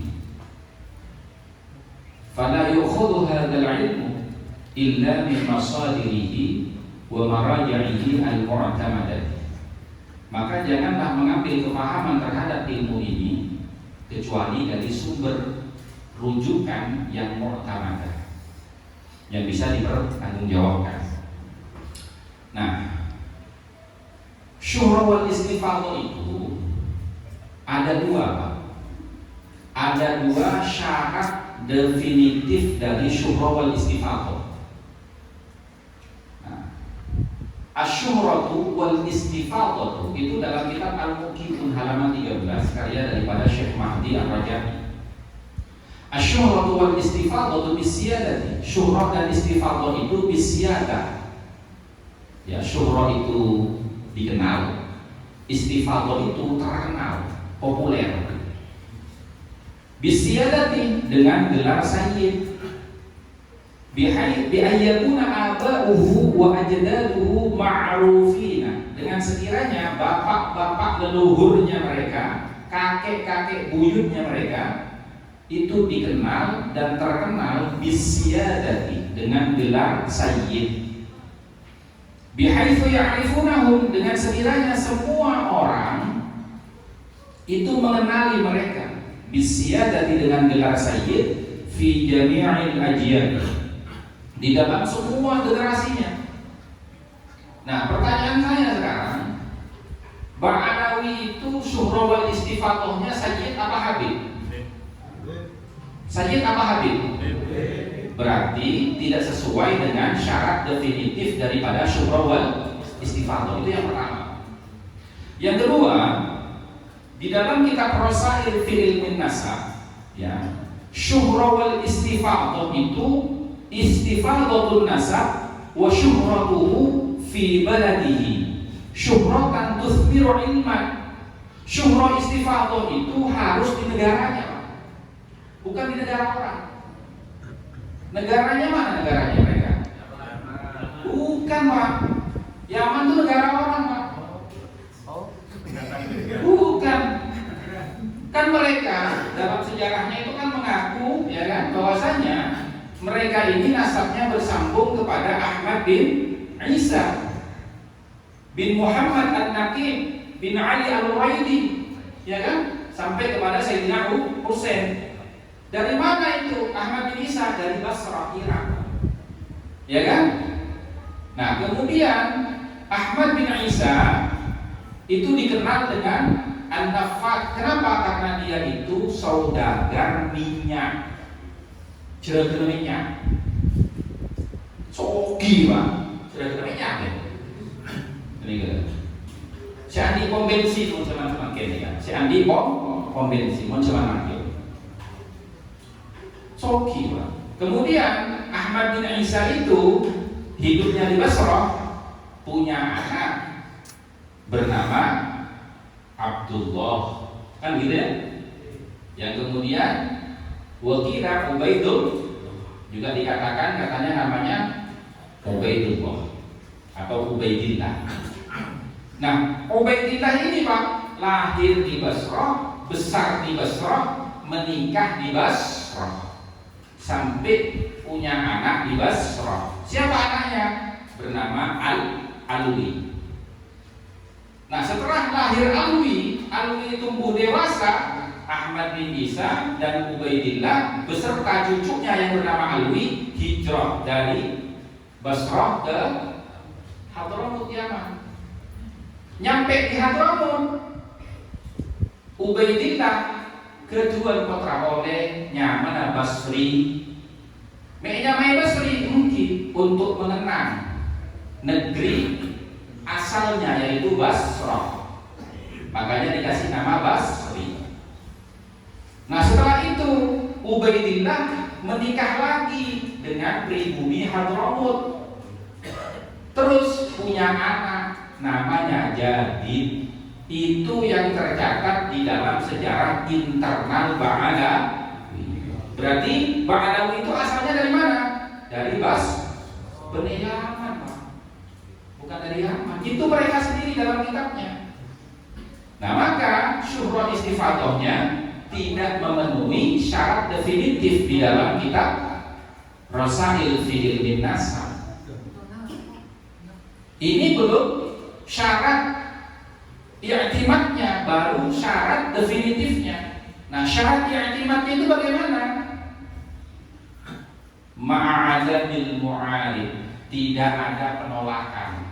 Tidak ada satupun ulama yang menolak bahwasanya Ahmad bin Isa itu punya anak bernama Abdul atau Ubaidul atau Ubaid. Kemudian intifa'ul mu'aradati fil umumi wal khusus, tidak adanya pertentangan secara umum maupun secara khusus, au fil wathaiqil bayyinati, atau tidak ada pertentangan dengan catatan-catatan ulama nasab yang thiqah. Kalau catatan ulama-ulama nasab yang thiqah tidak menyebutkan Ahmad bin Isa punya anak bernama Abdullah ataupun Ubaidillah ataupun Ubaid, maka tidak memenuhi syarat syuhra wal istifah. Kemudian qidamun nisbati wasyuhrati, berapa lama mereka itu dikenal dan terkenal. Maksudnya berapa lama ini? Jarak batasnya bagaimana? Ya sejak Ahmad bin Isa. Sejak Ahmad bin Isa itu sudah terkenal belum? Mereka ini bergelar sayyid yang pertama. Yang kedua, sudah dikenal belum bahwasanya memang betul-betul Ahmad bin Isa ini punya anak bernama Ubaidillah atau Abdullah atau Ubaid. Nah, kemudian antakuna syuhratu fi qabilatihi, hendaknya kemasyhuran mereka itu fi qabilatihi, di qabilahnya sendiri. Siapa qabilahnya mereka? Ya qabilahnya Ahmad bin Isa. Nah, fakta dan realitanya Pak, qabilahnya Ahmad bin Isa yang ada di Irak, yang dikenal dengan nama keluarga Al-Qabiji, itu mengeluarkan maklumat Pak di bawah naungan Naqabatul Ashraf At-Talibin fi Alabil Islami yang bernama kitab As-Suyuful Mujriyah, yang di dalamnya mengatakan Ba'alawi bukan bagian dari keluarga kami. Lah gimana itu? Dalam itu, umpamanya pada orang ngaku nak potongnya betul-betul, tapi tak kenal ni nak potong-potong situ nyanyi. Nah, kira-kira bagaimana? Terus ketua Istofa mengatakan Haji boleh nak potong-potong, nah sebelum jelas dia pada itu. Sama seperti itu Pak. Nah, kemudian syarat yang berikutnya, alla yakuna laha ma yu'ariduha min rub'atin qat'iyyatid dilalah. Syaratnya itu syuhra istifadah, dikenal dan terkenalnya itu tidak bertentangan dengan catatan ulama nasab yang qat'i. Nah, kalau bertentangan ya tidak bisa. Itu syuhra wal istifadah. Jadi kalau syuhra istifadahnya di Indonesia kata sampean, justru itu dilalatul wada'i fil ansab, bukti-bukti ketidaktersambungan nasabnya ketika sampean mengatakan di Indonesia ini kus nasabnya mereka sudah suruh istifadah. Indonesia bukan negeri mereka. Negeri mereka itu Basrah. Di Basrah ditolak mereka. Ibarat sampean odinan kademangan. Terus ngaku kalau nikah aslinya metur sampean dia mah dari bagus dari sampang di rumah sampang tak ditok. Ya tadi sampang dan zaman ini ada. Berarti dari metur orang kuat nih. Ini kan metur kawin nih kan. Lo mau swasta kita kalian pun mau kawin ini berarti benar. Yang pernah orang pilih Madura lagi pelak bahasa Madura panak kok Madura nih. Itu contoh itu Pak. Yang kedua perbedaan khurafat dan karomah. Perbedaan khurafat dan karomah begini ya. Sambian itu harus mengerti definisinya karomah. Karomah itu bagaimana? Amrun khariqun lil ada. Perkara yang di luar batas kemampuan manusia pada umumnya. Alladzi yadhharu ala yadil wali, yang Allah tampakkan terhadap pribadi seorang wali. Jadi kalau ada orang mengatakan karomah itu, kita lihat dulu nih, amrul khariqun lil ada apa tidak? Ini syarat definitif nih. Syarat definitif untuk disebut sebagai karomah. Syarat definitif untuk disebut karomah itu apa? Amrun khariqun lil 'ada alladzi yadhharu 'ala yadil wali, yaitu perkara yang di luar batas kemampuan manusia pada umumnya. Contoh misalkan,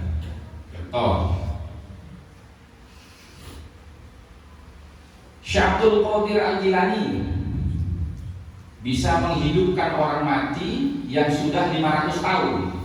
Apakah semua orang bisa melakukan itu? Kan tidak. Berarti itu dikatakan amrul khariqun lil 'ada. Contoh lagi, Ashabul Kahfi bisa tidur selama 360 tahun. Kan tidak semua orang Pak bisa tidur 360 tahun. Berarti itu amrul khariqun lil 'ada. Itu syarat definitif daripada karomah. Nah sekarang syarat i'timadnya. Syarat i'timadnya bagaimana? Ulama ahlu sunnah wal jamaah sepakat yushtaratu lil karamati, disyaratkan lil karamati untuk bisa dikatakan sebagai karomah alla tukhalifan nusus al-qur'aniyah wal ahadits an-nabawiyah. Hendaknya perkara yang mau disebut karomah itu tidak melanggar nas-nas Quran dan hadis-hadis yang sahih. Itu karomah. Adapun khurafat itu artinya adalah mitos sejarah. Namanya mitos sejarah, dongeng Pak, tidak bisa dipercaya. Kenapa? Karena ada pelanggaran terhadap syarat definitif daripada karomah dan juga melanggar daripada syarat i'timad daripada karomah. Contoh misalkan dalam kitab Kunuzus Sa'adah Al-Abadiyah, ini yang masyhur ya dibicarakan di medsos itu. Ada seorang habib yang suka meremas-remas puting susu wanita yang bukan mahramnya. Kira-kira meremas-remas puting susu wanita itu masuk kategori syarat definitif daripada karomah apa tidak? Yaitu amrul khariqun lil 'ada, perkara yang tidak bisa dilakukan oleh manusia pada umumnya. Kira-kira sampean bisa nggak cek penjelas sesuatu ini? Bisa nggak? Kak, gini bisa belakang. Yang takut tu sama benih on bini dah bermakna, benih yang tanam aku jual orang, lagi. Tapi itu tidak bisa disebut sebagai karomah karena semua orang bisa melakukan itu, gitu.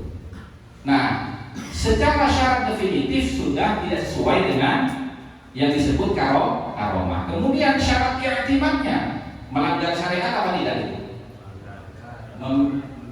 Memelintir puting payudara wanita yang bukan mahramnya melanggar syariat atau melanggar? melanggar nas Quran, melanggar hadis sahih, berarti tidak bisa dikatakan karomah. Nah, kira-kira demikian. Berikutnya. Korelasi antara kitabnya Imam Ibnu Hajar. Oh ya. Begini Pak, saya singkat saja ya. Yang sampean bahas itu kan tentang pernyataan Imam Ibnu Hajar yang sebetulnya itu dalam kitab Sahabat Al-Imam Ibnu Hajar Al-Haytami ya. Kan bunyinya begini, silsilatu khirqah hadha syekh al-idrus mukhtalifun fihi, ya kan? Silsilah, syarat silsilah menggunakan khirqah. Khirqah itu apa? Ini khirqah. Apa hubungan ini? Nah, ini kan khirqah ya. Ya. Nah, begini nih, itu disebut khirqah. Sanad silsilahnya ini, silsilah sanadnya, Ibnu Hajar mendapat sanad untuk menggunakan khirqah. Itu dari Syekh Al-Idrus, Abu Bakar Al-Idrus, tapi sanadnya berbeda-beda, mukhtalifun fihi. Lianna al-faqih al-muqaddam Muhammad bin Ali bin Muhammad al-Mirbat huwa awwalu man tasawwafa min Bani Ba'alawi. Karena fakta dan realitas sejarah yang tercatat di dalam kitabnya Ba'alawi, ada kitab namanya Ghurarul Baha Ad-Dawi. Itu mengatakan orang yang pertama kali dari kalangan Ba'alawi yang masuk ke dalam dunia tasawuf, artinya menggeluti dunia tasawuf, itu adalah Al-Faqih Al-Muqaddam Muhammad bin Ali bin Muhammad Al-Mirbat min Bani Ba'alawi. Ya'khudhu min Syekh Abi Madyan Syu'aib At-Tilmisani. Dia mengambil sanad itu bukan dari bapaknya, Pak. Dia mengambil sanad itu dari siapa? Syekh Abu Madyan Syu'aib At-Tilmisani. Nah, siapa Syekh Abu Madyan Syu'aib At-Tilmisani? Murid daripada Syekh Abdul Qadir Al-Jilani, cucu muridnya, Pak. La an abihi, bukan dari bapaknya. Inda Ali Bani Alawi, menurut pendapatnya keluarga besar Ba'alawi dalam kitabnya Ghurarul Baha Ad-Dawi.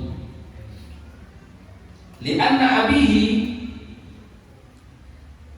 wujidahu minal a'la la yastajilu illa bil fiqh wal hadis. Karena sejarahnya Ba'alawi itu, leluhurnya Ba'alawi itu tidak ada yang menggeluti dunia tasawuf kecuali mereka itu fokus di bidang ilmu fikih dan ilmu hadis. Kama dzakarahu shahibul Ghurarul Baha Ad-Dawi wa ghairuhu, sebagaimana keterangan yang disebutkan oleh penulis kitab Ghurarul Baha Ad-Dawi dan lain-lainnya. Ini bantahan dari kitabnya mereka sendiri. Nah, kemudian ya di sini disebutkan qala al-Habib Abdurrahman bin Abdullah al-Faqih bil Faqih Aslu Thariqi Sadati Ba'alawi, ini dalam kitab Ghurarul Baha Ad-Dawi ya. Pernyataan daripada Habib Abdurrahman bin Abdullah Al-Faqih. Aslu Thariqi Sadati Ba'alawi At-Tariqatul Madyaniyah. Tariqu Asy-Syaikh Abi Madyan At-Tilmisani. Tariqahnya Sadah Ba'alawi itu adalah tariqah Madyaniyah, yang sanadnya mengambil kepada Syekh Abu Madyan Syu'aib At-Tilmisani. Itu tercatat di dalam kitab Ghurarul Baha Ad-Dawi. Siapa yang mengatakan? Al-Habib Abdurrahman bin Abdullah Al-Faqih. Silakan dirujuk kitabnya. Itu. Nah, kemudian ya, kitab Sahabat Ibnu Hajar itu kan mengatakan begini ya. Qalu bi anna nasabahu thabitun asbatahul Imam Al-Haytami fi thabatihi. Mereka Ba'alawi mengatakan bahwasanya mereka itu telah terisbat. Siapa yang mengisbat? Asbatahul Imam Al-Haytami fi thabatihi. Imam Ibnu Hajar Al-Haytami yang telah mengisbat nasab mereka dalam kitab sahabatnya.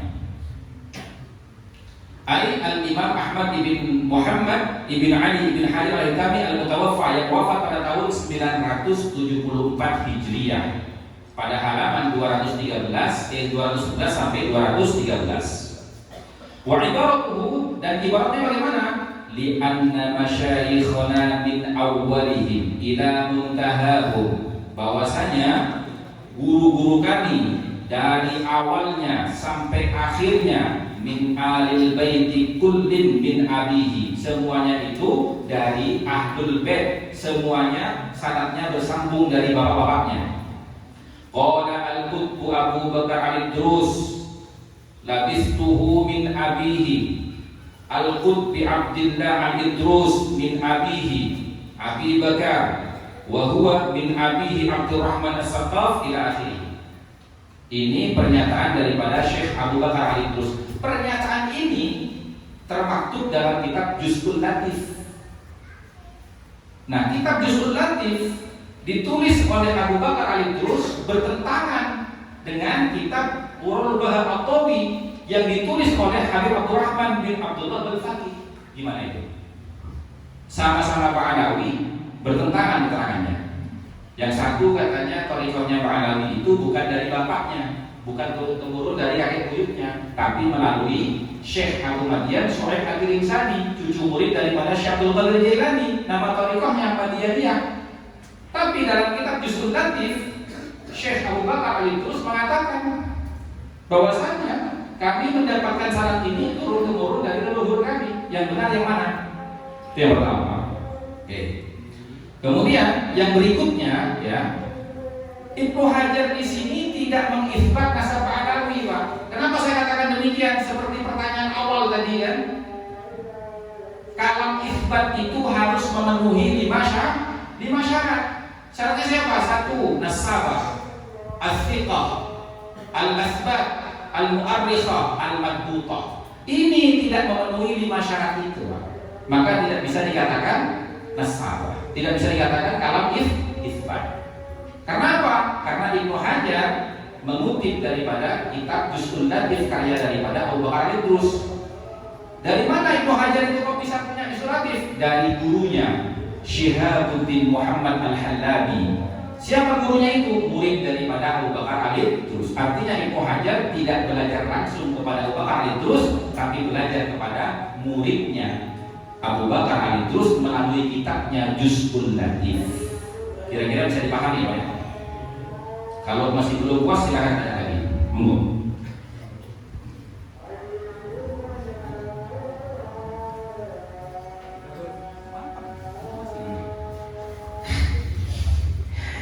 Demikian